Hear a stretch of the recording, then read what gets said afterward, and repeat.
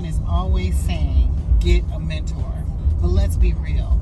Most people don't know how to find one. They don't feel worthy to have one, or worse, they're still trying to prove that they don't need one. So in today's lesson, we are going to not only talk about why you need a mentor, but I'm going to expose the exact reasons why you probably don't have one yet and what that is costing you. So let's go ahead and jump right in.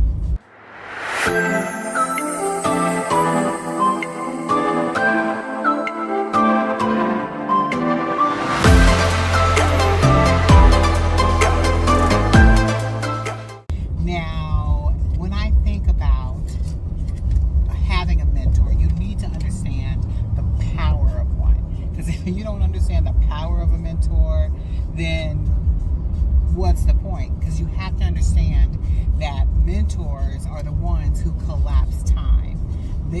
That's like their superpower. That's how they're able to take you in a situation you're just starting in and collapse time and help you move through that. And many people are resistant to that fact because they don't fully understand the power that mentor can bring them. So a mentor really already has done the things that you are already doing. They've fought those battles, those things that they've gone through. They know what it's like. They know what you're going to go through. And you're the one just now preparing to do that. So when you get a good mentor, they're going to be able to walk you through that.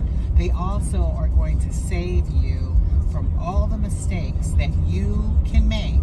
Now, we're not just talking about money mistakes, because guess what? I've made a lot of money mistakes through the years that through my mentorship program, I share with my mentees so they understand how they can benefit from my experience. They live vicariously through my mistakes. So when you're thinking of not just the money, but think about the time as well. How much time you spend wasting because you did not have a mentor. So being able to not only save in those money mistakes, but also as it relates to time, as it relates to even the spiritual detours that you go through. Most people don't even think about that as well.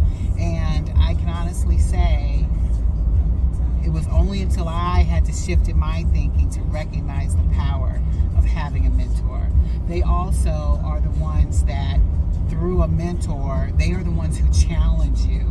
They challenge your mindset, not just your strategy. You can have strategy all day long, but if your mindset's off, like, they have a whole different way in which they look at things. So being able to have a mentor that's going to challenge your mindset and help push you in the right direction, as well as give you strategy on how to do something, that is tremendous as well. And they are the ones ultimately that are going to hold you to that higher version of you that you don't even recognize yet. Not your current circumstances and situation, but they're the ones who can see above that and help you rise to that higher level of self. So when you can get there, that's the true power of a mentor. And as I think of two quotes that help you think of how to utilize a mentor, because you can either pay for your mistakes now, or you could pay in mentorship. And most people, they get sticker shock when it comes to, oh my God, I can't pay that much for a mentor. Well, guess what? You are going to pay. You're just not going to pay for the mentorship. You'll pay in your mistakes. So if that's a price you're willing to pay, and think about it like this. And I've even shifted in how I think about mentorship and how much it costs. Like I've paid hundreds of thousands of dollars for my mentors. You heard that? So when you hear that, many people look at you sideways when you talk about $2,000-$3,000 for a mentor in their time, and they don't even recognize that's how much it costs, probably a half hour or maybe 15 minutes with a good mentor. But you cannot have your mind stuck in a dollar and think that you are going to advance. So regardless of how much money it is, you are going to pay for that mentorship. It's either going to be through the mentorship or through the mistake, but you're going to pay some way, somehow, because if you choose not to entertain one, that's a price you're going to have to pay. You also need to understand that being in the circle that you're in, like I'm just going to tell you, if you are the smartest person in your circle, guess what? You're in the wrong circle. And I'm just telling you that. If you're not around people who are higher than you, above you in their mindset, and you're the highest one there, you're already in the wrong circle. So those are two powerful quotes that you can take and apply to the power of having a good mentor and knowing how to move through that. Now, there's actually several reasons why many of you who are listening to me right now have not chosen a mentor yet, and I'm going to give you a few of them. These are the barriers that keep you basically mentorless. First of all, your ego. If you do not know how to check your ego, most people, I can do this myself. I am so great. I am so wonderful. I don't need a mentor. That is the very thing that's going to keep you mentorless and hold you back. And that's, out of all of them, that's probably, to me, the biggest barrier that you face as a person thinking about this. Also, this fear of exposure. Having a fear that having someone look at your stuff, realizing you are a little messy. And guess what? That's okay. We all are messy at times behind the scenes. If you think that I'm not messy, I'm telling you, like, we all are messy. So you can't be afraid to let people see your mess. That's what you really want. You want to have a lot of mess that you can have a mentor work with you on so that you're not so messy. But having that fear of being exposed limits people in wanting to get a mentor. Also, I would say that insecurity, feeling like, well, I'm not far enough along in what it is that I want to do. I don't need a mentor. And they wouldn't want to work with me. That's the time to get one. Like, if you can afford to get a mentor sooner than later, why lose time? Why lose money wasting time because of that insecurity? You are far, like, you want to get started as soon as you can with a good mentor, somebody who's going to help guide you. Also, misunderstanding value. Many people seem to say, well, I can't afford $10,000 for what you bring to the table. But you're going to spend more money making mistakes or falling into distractions than that $10,000 fee that they're charging for their mentorship. So that right there is misunderstanding the value that somebody brings you. You're thinking money. You're not understanding what you're saving in time by having a good mentor. Another barrier that keeps you mentorless is you have control issues. You want it done your way. You want to do it your way, no other way. You're not going to listen to nobody else. And a good mentor, when you hear a lot of these barriers, won't even consider working with you when you have all of these issues happening. I'm just going to say. And then feeling also that you're unworthy, that you don't want to waste their time. If somebody wants to invest in you, especially someone who's proven that they can mentor you and they're proven, they've got proven results, and they want to work with you, get over yourself. Because truly you are worthy. You are worthy to be mentored. So you have to allow yourself that space. And then I think many people have this thought that you have to be perfect first before you actually entertain having a mentor. No, like I said, be messy, but get the right mentor who's going to work with you. And I would honestly say another barrier before I jump into the next phase has to be around distrust. Now, I've seen this one a lot as well. When you have been burned by somebody else, let's say you got with a mentor and they didn't deliver on what you said you wanted to have them do with you, and now all of a sudden you don't trust nobody coming to you, talking about mentoring you. That is a personal thing you have to overcome, is your level of distrust of people because you've been burned, and your perception of just even being burned.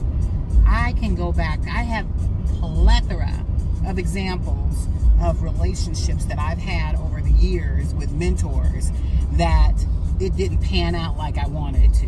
But guess what? I got something. So that nugget, if I got one nugget from somebody, and I pay, and we pay thousands of dollars for mentors, $6,000, $10,000, $25,000. Like, it's because those, once you see someone who can bring value to you, you understand the value they bring to you, and you'll pay that. But let's say that you don't get the full experience of what you thought you were going to have. Okay, move on, because you're getting something from them. But you don't say you've been burned. Just say, I didn't get as much from that experience. And a lot of times, guess what? It's you. Many times I can look back. It was me why I didn't get the experience I wanted to get from something, because I didn't come to the table all in. So those are things that are barriers that prevent you from being able to get a mentor. And I can honestly say that, it's not about having things perfect. I operate in imperfection on a regular basis. Why? Because if I think it's going to be perfect, I'm never going to get it done. And it took me years to realize that I didn't have to be perfect, nor did what I'm creating have to be perfect. I just have to be authentic and operate in integrity. So when you do those things, you definitely can get through this. It's all just simply about alignment and honor. So when you can go into a space with a mentor and you're aligned with that person and you operate in honor, then things will move forward as they need to. You will gain what you need to gain from that experience. But I can tell you, most people, they clearly have opportunities to get mentors. It's not for lack of access as to why they don't have one. It's because they lack surrender. Hear me. So if you're listening to my voice and you have been at that place where you just tried to have a mentorship or something shifting that you didn't think it was supposed to be a certain way, look inward.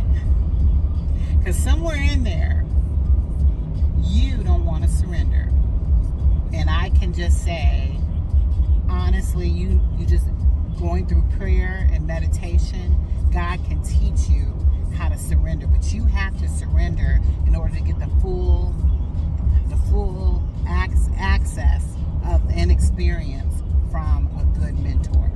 So now that you understand those barriers, there are hidden costs to trying to do it alone. Because I tried to do it alone for a long time, and I recognized I could not continue to do that. And the biggest reason, clearly, of what going solo costed me, when I can think about that, is the years. When you think of the years of wasted time that you possibly can have by by trying to do this alone, that right there is worth billions. And I say billions, because time costs as well. And we act like we have forever. We ain't got forever. So that's going to cost you time, and you don't have time to waste, especially when you've been given a mission and a purpose to do something, and now it's time to do it. You have to now collapse that time frame and don't lose years, because that costs money too. And then you think of the missed opportunities that you could have had by having a mentor. Do you not know that if you are when you find the right mentor, that they also open doors for you? But guess what? Them doors ain't going to open. Why? Because you have those barriers happening, preventing you from moving forward and choosing a good mentor that's going to move you forward. You also are going to have repeated cycles of things that you do.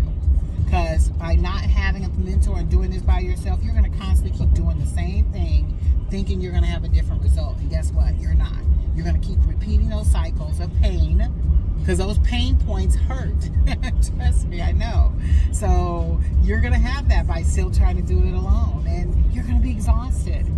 That emotional exhaustion alone is that is a real thing. And many people, because they're exhausted, lose steam. And if they're not in the space they need to be operating in, that thing dies. And then what do you have? You going back working with somebody else and doing something different. You're not doing and working not doing the work that you need to do. That's why you need a good mentor that's going to help carry you through that. And you're going to be financially drained because of the time that you've spent jumping around from mentor to mentor, trying to find the perfect mentor, and then you seeing flaws in that mentor, trying to go to another one. How much money does that cost? I told you I've spent thousands of dollars on mentors that I've worked with and learned from my experience. I could teach you some amazing things and how to move forward, but you just got to make the right choice and choose the right mentor to work with. And then I would say, ultimately, by trying to do this alone, you are going to be that person that does not reach what you want to be. You will not reach your full potential. You will not become the leader that you were called to be. Why? Because you were trying to do it by yourself. You were trying to do, and you put all these barriers in place that were blocking you from having the right person right there working for you. Trust me, hear me when I say that. So now that you have an understanding of the hidden costs of trying to do this alone, now let's talk about what it looks like when you actually have the right mentor. And before I get into those details, if you've not subscribed yet to my channel, go ahead and do that. I want you subscribing so when new videos start coming out, because we've got a new wave of things we're getting ready to talk about now, I want you to be one of the first people to see it. So subscribe and get those notifications sent to you when you go ahead and do that now. So do that right now, because as we get into this last piece, this is what you are looking for when you're looking for the right mentor. First of all, you have to have somebody that honestly has, and I will just say this, each one of these things, I'll say, not all mentors are created equal. Let me say that. And as you hear these points, I want you thinking about someone that you were thinking about being your mentor, okay? And I want you to go through this checklist in your mind and see how many of these items they actually have. Because the person who's aligned with you, the person who is the best mentor for you, is somebody who has fruit. They have fruit that matches the tree. You don't see apricots coming off of a lemon. They're not talking one thing and doing something different. Their fruit matches up what type of tree they are. So they've done what you want to do. At the end of the day, if you're wanting to get into the space, like people who come to me, they want to learn how to do transitional housing. Been there, done that. And I can show you, this is why I am who I am. I've done it. I know how to do it in multiple different ways. I've looked at various different niches, and I do this work. So making sure that you find someone who they actually do what you want to do. That's first and foremost as you think about a mentor. And then you want somebody who is going to tell you the truth, even if it's not what you want to hear. Many mentors out here just talk a good talk.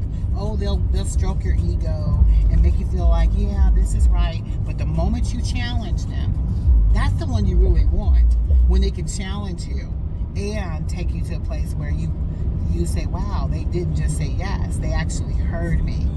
You want to make sure that that person does that. And then that person lives the life that you respect beyond business.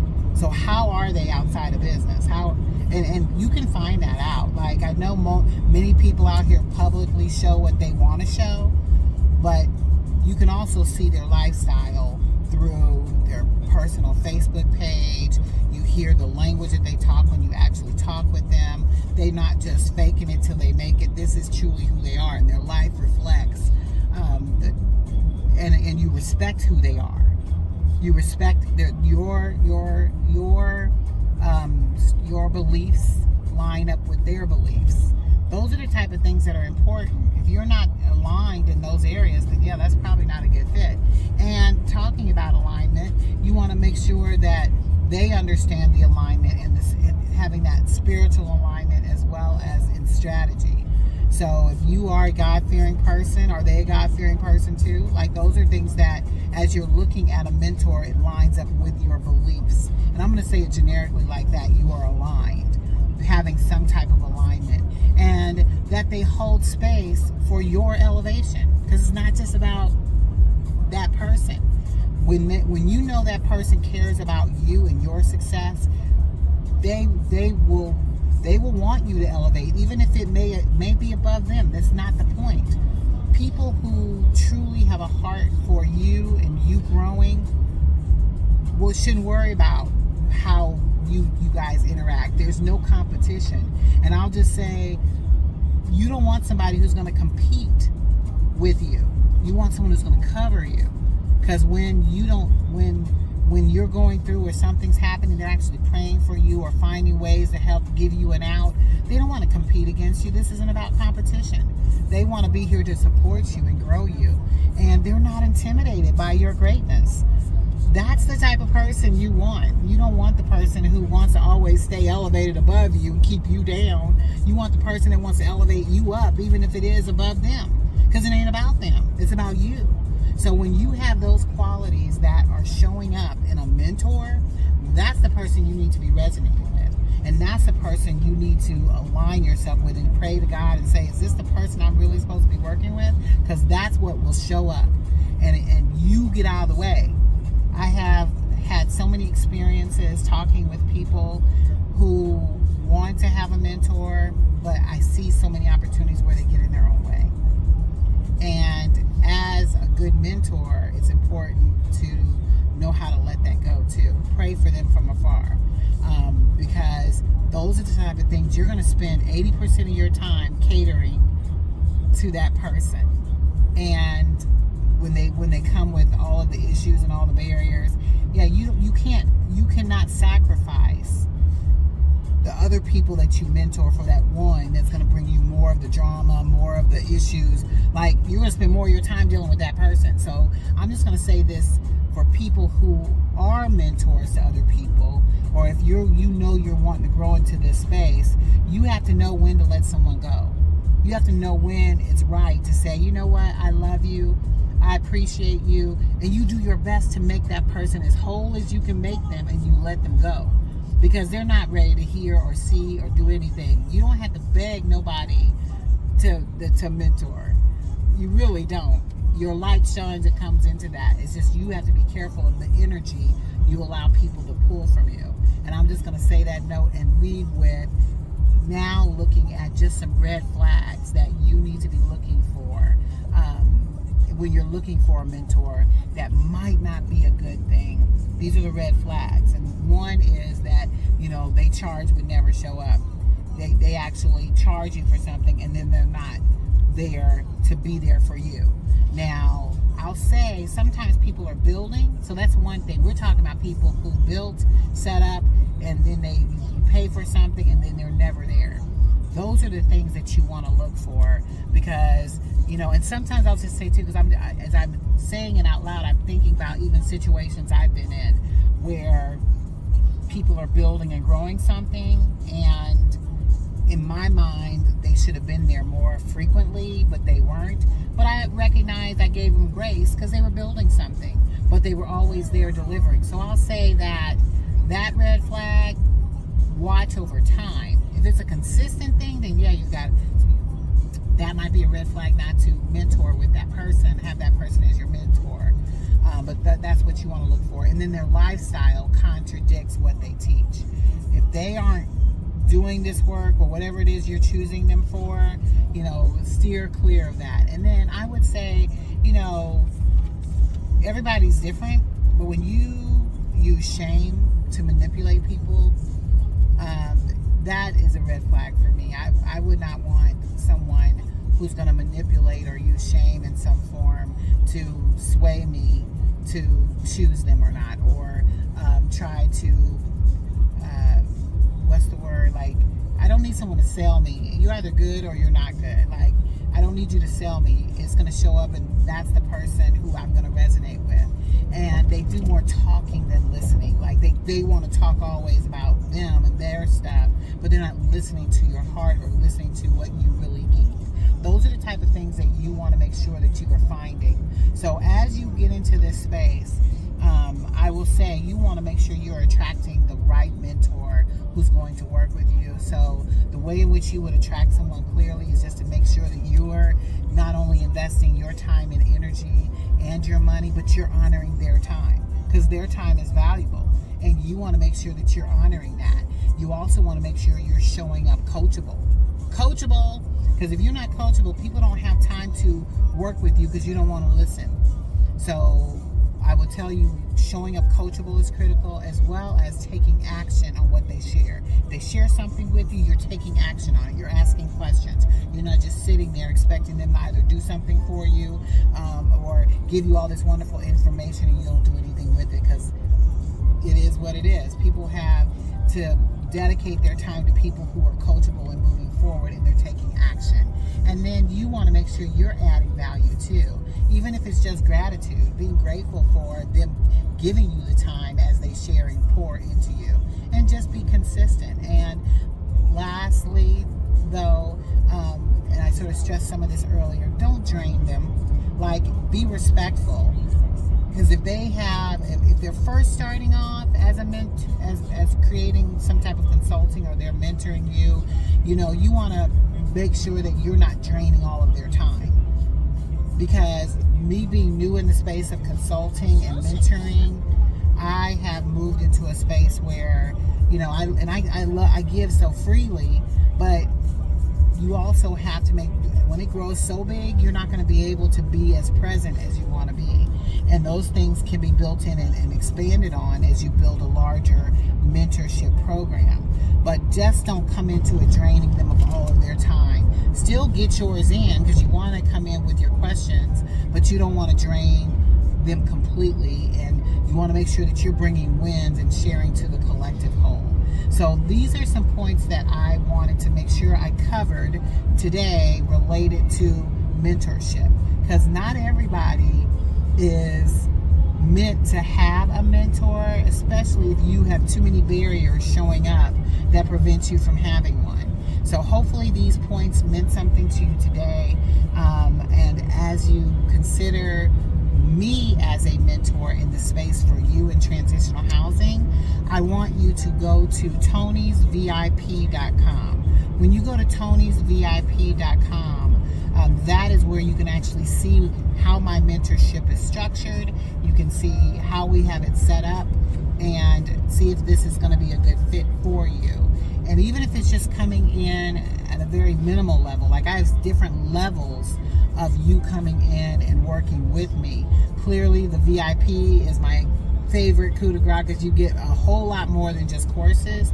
I want to help advance you, but definitely go to tonysvip.com, and that will at least give you the opportunity to hear us talk about transitional housing and see what programming we have available that you can participate in. So as you are growing yourself in this space, I want to encourage you to continue focusing on transforming your life, because as you transform your life, then you can transform the lives of others. And I'll see you at the next episode.